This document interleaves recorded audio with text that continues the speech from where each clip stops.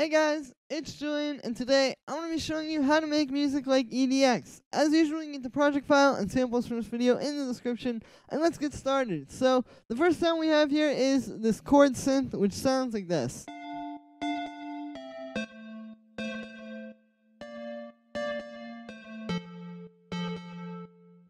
So I'll show you the MIDI for this first. Basically what we've got going on here, you can see we have these really simple dyads, meaning chords with two notes. And all these are just basic major and minor dyads. So if I put these top notes down an octave, you can see basically what we've got going on is we just have the root note and then the third. The thirds are the notes that are highlighted in blue right now, and the root notes are the brown ones. And then what I did was I just put the thirds up an octave. So this is a pretty popular technique with this style of like deep house. EDX isn't the only one that does this, but he definitely made it very popular. But yeah, making these kind of like patterns where it's sort of like chords, but they're telling, like almost doing like a melody, if that makes any sense. Like, because it's a chord progression that's happening so quickly and it's changing so much, it has a lot more movement than you would normally have like in your chord progression, if that makes any sense.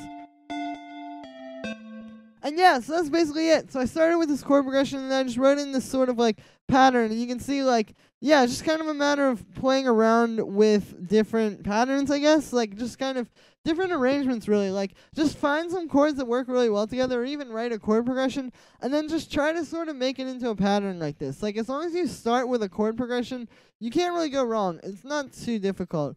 So then for the sound on this one, what we've got is I have operator. I made this simple little FM sound, so we just have a square wave, and then a little bit of the sine wave, doing some FM with that. You can say I have the square wave down to 0.5, and then the sine wave at 2 on the coarse pitch, so that's kind of affecting the FM. And then those are going into this low pass filter, and then the low pass has a bit of an envelope on it.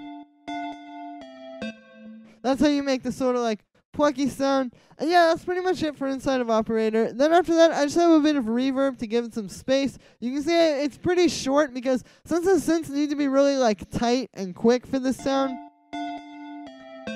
yeah, you don't want to use like a big long reverb. I like using these shorter ones with a smaller size. And then after that, I have a bit of Haas effect. So if you don't know what the Haas effect is, it's essentially just this effect where you can get like a really wide stereo image by splitting the stereo image of your track into the left and the right channel, and then you push one of them forward ever so slightly. And because your ears are hearing two very similar things but just slightly apart from each other, it gives like this big wide stereo effect. So the way that I achieved this here was by using this audio effect track. We've got this right chain which has nothing on it and it's panning all the way to the right, and this chain which is panning all the way to the left. And you can see I've got a simple delay on there. We've got the ears linked, so it's just doing one delay signal. It's not doing like left and right or anything like that. I got the dry wet up all the way, no feedback, and then you can see I have the time set to there. So anywhere between like 10 and 50 milliseconds I find works really well for this.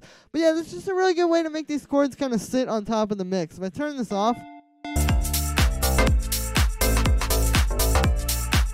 it really helps to like give the full depth to like the chord sounds and the leads and all that kind of stuff. So then after that, I've got a bit of OTT. You can see I just turned this amount down a bit. I like putting this on sounds like this. It kind of helps give them that like more powerful, like kind of processed sound. I feel like, you know, it just makes them more polished. Like, it just gives it that extra little 10%. And then after that, I just have this compressor side chaining into the kick, and that's it for the chords. Like I said, really not too crazy there once you break it down. So the next thing that I have here are these two leads, which sound like this.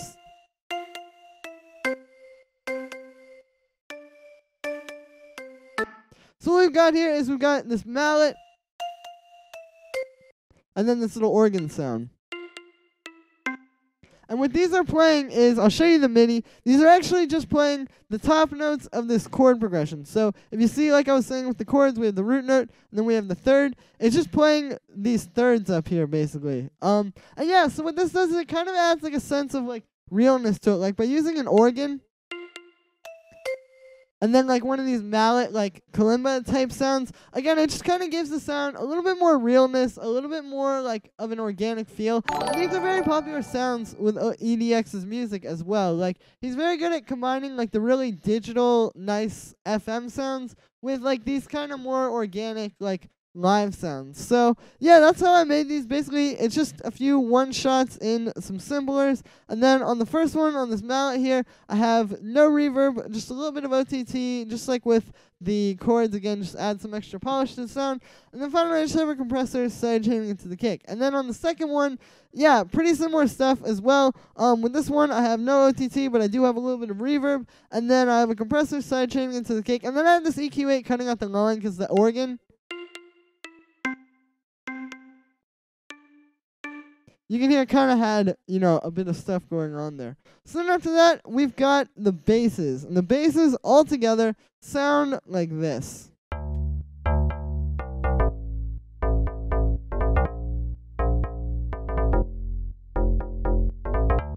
So what these are playing is they're playing the root notes of the chords. Again, just like from that chord, the MIDI from these chords, it's just playing these root notes. And then what I did was I added a few like extra little things in here and there. Like you can hear at the end here, and then over here.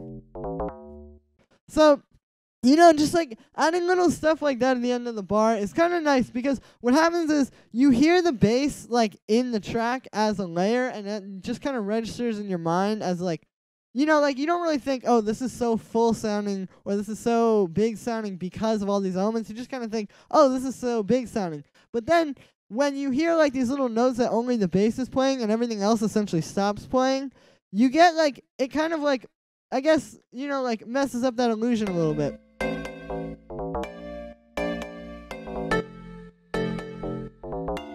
And yeah, it makes it stand out a little bit more, and it just gives it like a cool kind of thing. Like, if I didn't have this bass doing that there, I would honestly probably just have like some sort of lead or some kind of little arpeggio that happens there. It's just a nice way to add something interesting to go into the next bar. So then, like I said, this is 4 layers, and I'm going to break it down layer by layer. So the first layer we have here is this one, which sounds like this. So this is like the main sort of like donk in here, like, like the usual kind of FM deep house pluck. This is a sound that EDX uses a ton for his basses, like these kind of FM plucks. And yeah, so the way that I made this was with operator. You can see I've got 2 sine waves here. The second one is just set like this. I've got the chorus pitch on that up to 2, and then the chorus pitch on the first one at 0.5. So that's kind of impacting the FM. And then those are going into a low pass filter, which has a bit of an envelope on it. And then finally, I just have this pitch envelope here to make it a little bit clickier. You can hear when I turn it off, like I said, it's not as clicky. So then after that, I've got a compressor side chaining to the kick, and that's it for that layer. So then the next layer of bass sounds like this. So this is more for like the low mid-range. If you look at this on the spectrum, yeah, like here and then like around here as well. And so the way that I made this sound was by using operator as well. It's a very similar patch to that last one you saw. We just got 2 sine waves. The only difference is with this one, I've got the chorus pitch on the second one out +5, so it's quite a bit higher. And that's what's giving it that kind of like harder sound, I guess. So then after that, I just have a compressor side chaining into the kick, and that's it for that one. So then the third bass layer sounds like this. And this is the sub. So the way that I made this is it's just 1 sine wave and operator, and then I just have that going into a bit of saturation to kind of help glue it to the other layers, because these other layers are very harmonically rich. And so having a sound like just a sine wave like this, which is pretty much the opposite of harmonically rich, yeah, it just kind of would stand out a little bit, or it wouldn't really like fit into the mix that well. So I added a bit of saturation to just kind of help glue it to the other things. Saturation, if you don't know, is just adding harmonics on top of the sound. So it helps to kind of glue them together because you get some common harmonics there. And yeah, that's pretty much the sub. Other than that, I just have it sidechained to the kick. Pretty simple there. So the last layer that I have here is this one, which sounds like this.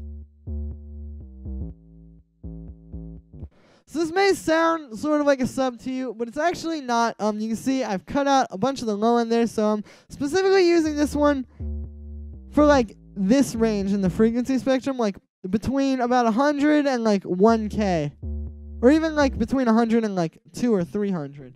And yeah, what this is doing is it's just kind of hoping to fill up that like low, like not quite the low end, but like the low mid range, because if you listen to it without this, yeah, I feel like it's kind of missing some stuff around there, but then when we add this, it's like not something you can really hear, but it's that little element that was missing in the background of the basses that I feel like helps tie it all together. So the way that I made this one was just with a square wave and operator. I've got that going into a low pass filter here with a bit of an envelope on it. Not too much because I didn't want it to open up like that. I wanted it to just be like more subtle. But yeah, then I just have a bit of a pitch envelope on there to give it a little bit more impact. And then finally, I just have a compressor, side chaining that to the kick, and then an EQ8 cutting out the lowering like I was saying. So those are pretty much the bases. And as you can see, it's really just a matter of kind of like setting a few different layers that all are doing different things and putting them together and making like the one big sound. Like to get the really big EDX deep house style basses, and really like with all the melodic stuff, like with the chords as well, as you saw with the mallet and the organ layer. Like it's really just a matter of like finding a lot of smaller layers that do one thing really, really well, and then putting them together to make one big picture, if that makes any sense. So then after that, I've got this little vocal reverse thing here, which sounds like this. So the way that I made this was by taking this sample.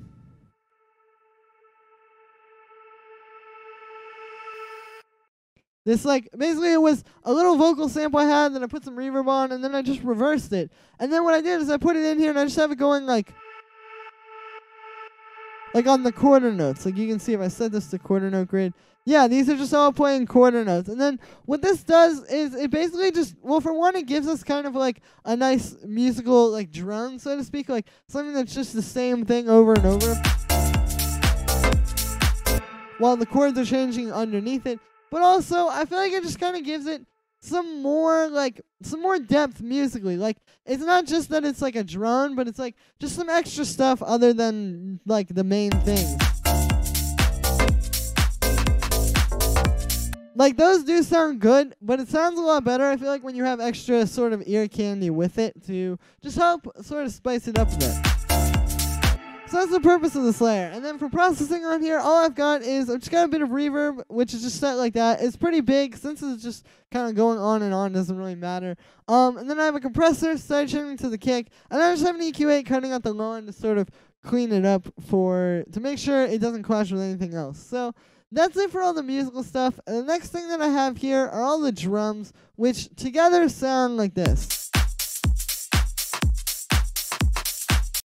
And so I wanted to play you all the drums together because I think it's important. Something with this style that I've noticed a lot, especially with like beginners, is I don't think people realize like how dense your drums need to be, but not just dense, like how detailed and dense they need to be. Because the thing is, the drums take up a lot of the space here. Like, if you think about it, we really just have all these instruments which are working together to sort of communicate this one musical idea, like this chord progression between the chords and the leads and then the basses. They're all trying to do that, and then this vocal reverse is just sort of accentuating that. And so the drums are actually kind of taking up a lot more space than you would think because they need to sort of be everything else for this drop. So yeah, what this all goes to say basically is like, I think too frequently people do the drums like not dense enough. Like if I turn off this shaker and I turn off some of this percussion here and just play the drums,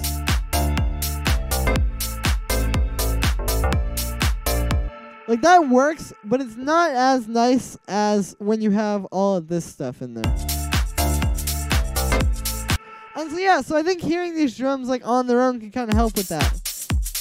But then it also goes to, it's not just about making them dense, like I said, it's about sort of making them detailed. And by detailed, I mean just sort of like fitting into the mix. Like you can hear, we have a lot going on with these drums, but it's all stuff in like the sort of higher range where the hi-hats are. And this is because that range doesn't get in the way of the bass or the leads or the chords or anything like that. Like you wouldn't want to just have some big tom sound that's like taking up a bunch of space, because then that's going to get in the way of the bass, or that's going to get in the way of like the lead somehow, or the kick or something like that. You know, it's just a matter of like making the details right. So the individual drums I will show you now. The first thing we've got is this kick, which sounds like this. And with this, you can see I have no processing. With this one, it's really just about, you know, trying to get a nice, like, really punchy, kind of clicky kick. Yeah, you just need something like that that's, like, really futuristic sounding and really clean like that. So the next thing we've got going on here is the shaker, which sounds like this. So this is a pretty simple shaker. What I've done is I've just put it in here, and yeah, this fits really well with the other drums. Like, the thing about the shaker is it might sound like I kind of made this one just for this. Truth be told, I didn't. It just, like I said, I think it just blends really well. Like, the swing is right, sonically it sounds good. Just overall, I think it works pretty well here. And that's like another thing is sample selection. You just need to be really good at choosing sounds that fit together and sound like they're in like the same world, so to speak. So, like I said, it's just a shaker loop, and then I've got this going into an EQ8, which is just boosting a bit of high end to kind of give it a little bit more, because this needed a little bit more like high highs.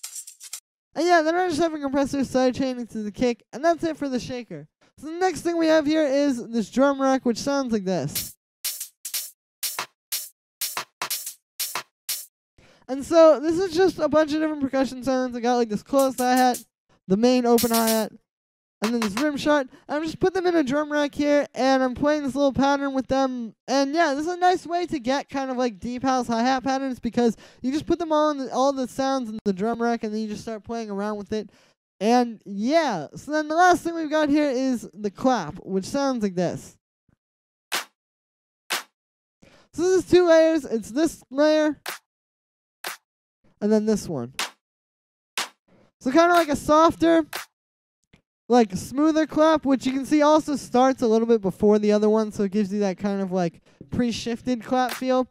And then we've got like a crackier, like kind of snappier clap. So that's pretty much it for this one. I just want to show you guys some techniques I picked up on from listening to EDX's music, and just kind of some stuff that I think could help you guys if you're wondering how to do this. And yeah, so that's going to be it for today, guys. Make sure to let me know what you think of this video in the comments. Make sure to like this video as well as subscribe. You can get the project file and samples from this video in the description, so make sure to go check that out. You can also get it if you're a patron on my Patreon. So make sure to check that out as well. All my social media is in the description as well as on the screen right now. And yeah, thank you again, everybody, and I will see you tomorrow with another tutorial.